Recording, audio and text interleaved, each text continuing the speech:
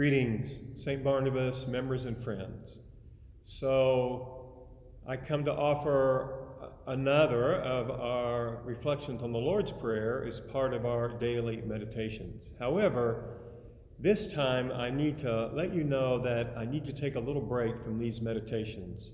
So I trust you can understand that with all that's been happening, and we've just finished celebrating a glorious Easter, that I looked in the mirror today and said, Jimmy, you just got to take a little break. So I'm going to take a few days off, and it's my intention to come back to these meditations early next week. So in the meantime, I would offer to you the thought that you might review some of the meditations you've already received.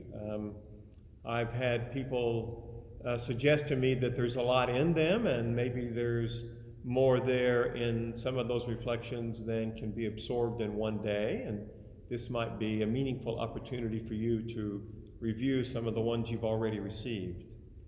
And if you decide to do that, I also invite you to think more and ponder and pray more about what I like to call the great transition in the Lord's Prayer. As you know, I emphasized how the beginning of the prayer invites us to move into God and move into God, into eternity, and into God working in us. And all of that is about bringing us to peace, a deep and deepening, profound peace.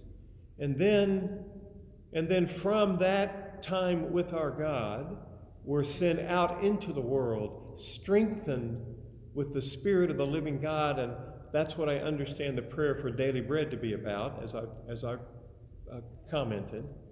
Strengthened to be Jesus' presence in the world, carrying on Jesus' mission. So you might just spend a little time pondering that great transition and what that might mean to you, and then early next week I hope to come back and offer more reflections on the transition, but then what happens when we move out from there, how the Lord's Prayer guides us in joining Jesus in his mission to be good news to the world.